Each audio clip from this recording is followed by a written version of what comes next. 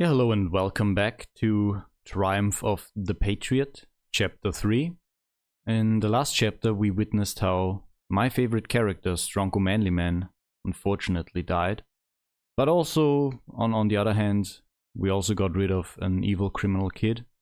So let's see what this chapter will bring us. Chapter 3. The Lamestream Media. All of Stronko Manly Man's friends stood around his grave. Patrick P. Patriot, Nathan Cillian, the black guy, the gay guy, and the woman. The woman cried because women are very emotional and weak. The others were sad, but they had themselves under control, like real manly men. Patrick P. Patriot swore revenge. He still hadn't got that bastard that shot Stronko Manly Man. He had no clues, no leads, nothing. He tried to reconcile the events on that night, but his mind was too clouded. He had fractions of memories of a dark, shadowy figure that was there on that night Stronko Manly Man died. But his memories that could help him were all overshadowed by that one memory of that graffiti, the graffiti of the big penis. The penis was too distracting, too strong, too powerful, and too penetrative of his mind and soul. Aside from finding Stronko Manly Man's murderer, Patrick P. Patriot needed to protect Nathan Cillian from the leftist cancellation mob. The leftist lamestream media was very triggered, because Nathan Cillian had shot that bad, evil criminal kid. They hated Nathan Cillian and the patriotic militias that were formed to bring down crime, because the media loved crime. They called the militias racist, homophobic, and sexist, which was insane. The lying media simply ignored that there were a black guy, a gay guy, and a woman part of the militias. The lying media claimed the militias were just groups of white racists hunting down minorities. They simply ignored that the militias also killed a lot of white criminals. The criminal graffiti spraying bad evil criminal kid that Nathan Cillian shot dead wasn't even black. The lying media claimed that Nathan Cillian was a Nazi. That was the most ridiculous claim, because Nazis are socialists and Nathan Cillian wasn't a socialist. The lying media claimed that they had video footage in which Nathan Cillian said, "I hate Jews."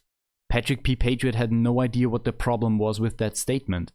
He didn't like most juices either, although he could tolerate a glass of orange juice once in a while.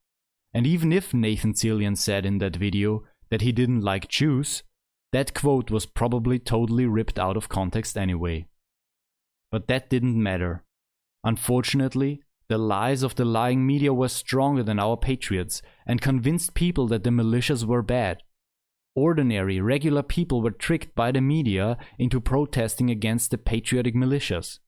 Sadly, the leftist woke Antifa mob used these protests as guise and started rioting in the streets. The rioters destroyed a lot of private property. The lamestream media loved that. They loved that chaos because it gave them an opportunity. The liberal leftist government made a decision. Instead of canceling the rioters, they cancelled the patriotic militias. Instead of canceling crime, they cancelled fighting crime. And instead of canceling criminals, they cancelled the patriots. The police that was unfortunately beholden to the leftist government arrested Nathan Cillian, and finally, the police knocked at the door of Patrick P. Patriot's apartment. Patrick P. Patriot was sitting in a corner, caressing his gun. He knew that the police officers outside that door were his friends, but he also knew that they came to take what was most dear to him, which meant that right now, they were also his enemies. Patrick P. Patriot was carefully assessing the situation. How much was freedom worth? Was it worth the life of his police friends? Was it worth his own life? He knew that his police friends were good, honest, Judeo-Christian, patriotic American men, and would he resist them, they were absolutely justified in using lethal force against him, because they were the authority. If he were dead, he could not save this country, and should he use lethal force against his friends, he couldn't live with himself anyway. So Patrick P. Patriot made a decision. He opened the door and let his police friends in. They walked straight up to the table on which Patrick P. Patriot had placed his gun. They picked up the gun and left the apartment without saying a word. Patrick P. Patriot recognized how all of them tried to suppress their sadness. Luckily, they were all big, strong, manly men, and therefore capable of suppressing the tears. When Patrick P. Patriot watched his police friends leave his apartment, he saw that Donny the Donkey was standing outside in the hallway with a conniving grin on his face. Patrick P. Patriot closed the door and went to bed. As he was hugging his cuddle blanket, for the first time in his entire life, a teardrop ran down his face. He felt empty. He felt like he had lost an arm, or a leg, or 2 arms, or 3 legs, but worse. He felt like someone had opened up his chest cavity and removed all of his vital organs. Patrick P. Patriot was down on his luck. But due to his Judeo-Christian beliefs, he knew that this was all part of God's plan. God always tested his disciples until they would finally triumph. He fell asleep. He had nightmares. He dreamt of penises, lots of them. Big ones, small ones, circumcised penises, uncircumcised penises, penises with big testicles, with small testicles, with hairy testicles and cleanly shaven testicles. Also occasionally a black one. The sight of that penis graffiti had sexualized him. It had destroyed his purity, and not even all the prayers in the world could ever bring it back. A knocking at his door ripped Patrick P. Patriot out of his sleep. Instinctively, he grabbed for his gun, which he always did when someone knocked at his door. But this time, he couldn't. His gun was gone, and he had to accept that grim reality. "Open up, Patrick P. Patriot," the weak and annoying voice of the woman sounded through the door. Patrick P. Patriot opened the door, and there were his friends, the black guy, the gay guy, and the woman. "What do you want?" Patrick P. Patriot asked, slightly annoyed. "We need to fight the rioters and save America," the woman said stupidly, not understanding anything. "You don't understand, woman," Patrick P. Patriot said. "I can't fight anymore. I can't." "Please, Patrick P. Patriot, we need you as our leader," the stupid woman stupidly said. "They took my gun away. I can't fight anymore. I can't," Patrick P. Patriot said with an annoyed voice. "I know, they took our guns as well. But you are a big, strong, manly man, Patrick P. Patriot," the stupid woman said. "You can do it. You can protect America without a gun." In Patrick P. Patriot's mind, that didn't make any sense. That was just leftist propaganda designed to take away guns from law-abiding citizens. On the other hand, he was very big. He was very strong and also very manly. Could it be that Patrick P. Patriot could defend America without his gun? He thought very hard about that, and for the first time in his entire life, he came to the conclusion that the woman was right. He had become too reliant on his gun. If he wanted to protect America, he needed to learn to do that without his gun, at least for a while. "Let's go," Patrick P. Patriot said. "Let's go and save America." The friends went down to the streets, right into chaos. A hellish nightmare was ensuing in front of them. Antifa people with masks were running around, shouting obscenities. Women with strange hair colors like green and pink, a lot of graffiti spraying thugs, and lots of effeminate weak men who wore women's clothes filled the streets. Someone spit on the ground. Punks with green hair were holding banners saying, "Justice for the bad, evil criminal kid," and "Hang Nathan Cillian." So much for the left hating violence. Siding with criminals and hating good, clean, white, straight Judeo-Christian patriotic Americans. Patrick P. Patriot could tolerate a lot of things, but he could not tolerate that.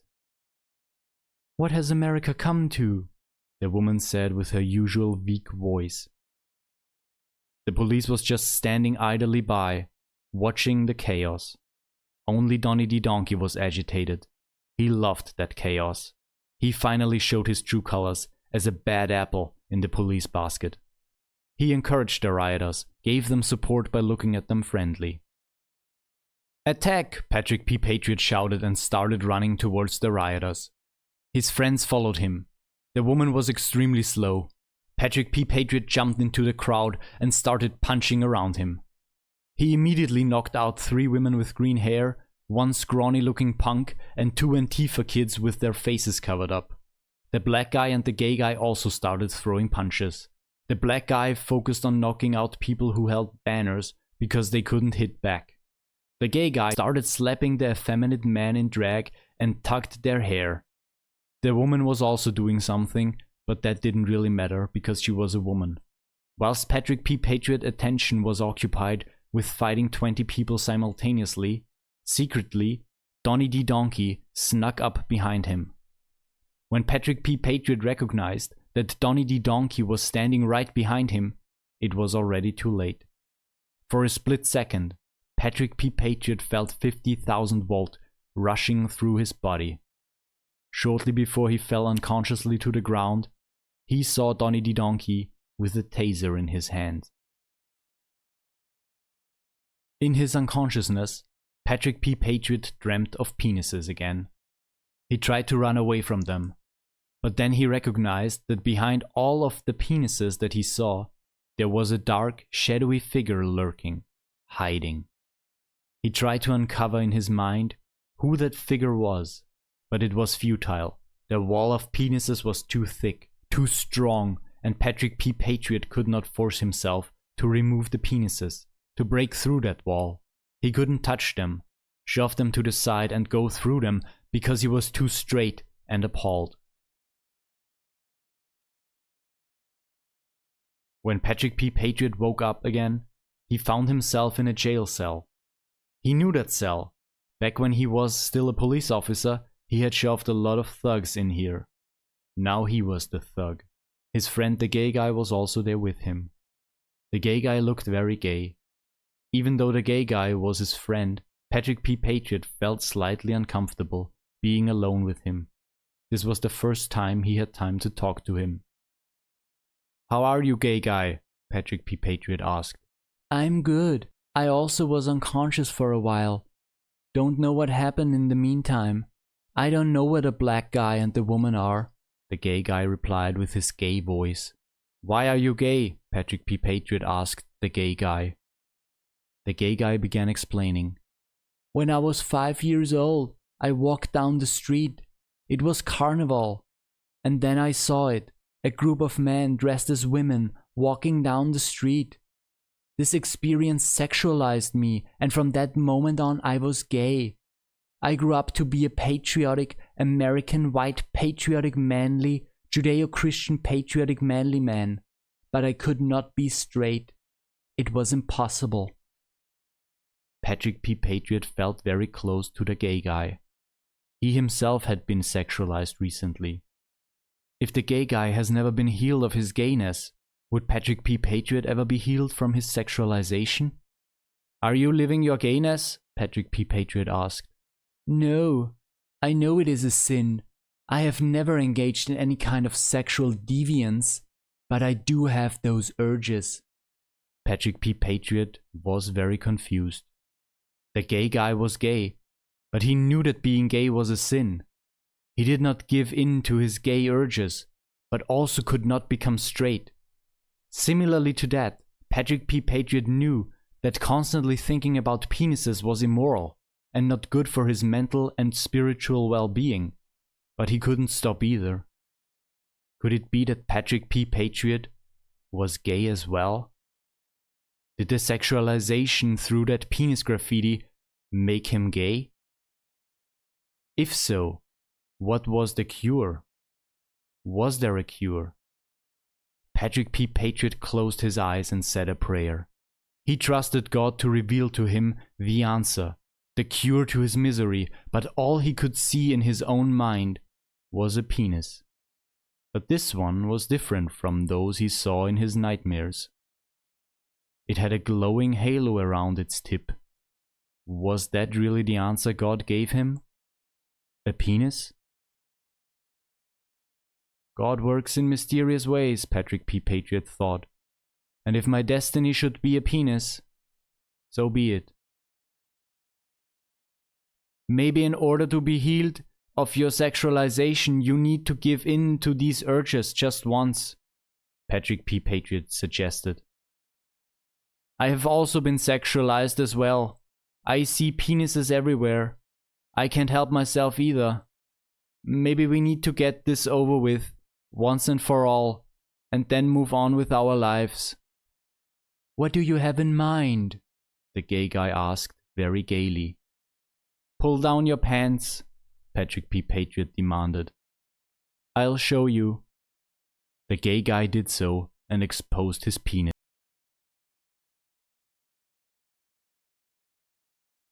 Patrick P. Patriot wiped his mouth.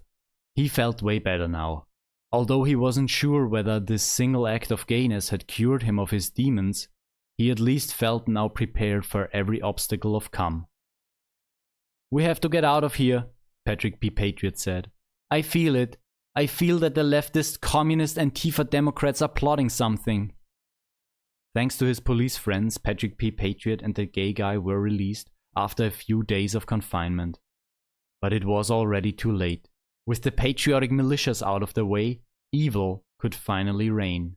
And evil would reign, because what had happened during Patrick P. Patriot's jail time, not even his worst nightmares could have predicted. Patrick P. Patriot and the gay guy left the jail and walked down the streets. They saw a lot of new graffitis, which was a sign that the city had fallen into chaos. But the horror of those graffitis paled in comparison to the thing he would encounter next. The very worst and most shocking thing that he saw was a poster, which shook him to his core. That poster disturbed and frightened him so deeply that he wished he could have caressed his beloved gun right now in order to deal with this trauma. He had been right. The poster proved it. The fascist Antifa Democrats had been on the move. On that poster, the leftist communistic liberals had announced who their candidate for the next run for the office of the President of the United States would be. It was Obamina Stalinette Ping, a half-black, half-communistic Chinese Muslim lesbian woman. A woman that hated America, that hated whiteness, that hated manliness, that hated patriotism, that hated straightness, but most of all, that hated Judeo-Christianity. Patrick P. Patriot knew that the American people would never elect a half-black, half-communistic Chinese Muslim lesbian woman into the highest office in America. But he also knew that he could not trust the Marxist-Leninist Democrats. Whew. That was a good chapter. Not a great chapter, a good chapter. A decent chapter, I think. Kind of a transitional chapter. You know, in chapter 2 everything was still great and fantastic and tremendous. Yeah, but now everything has gone down. Pretty dramatic.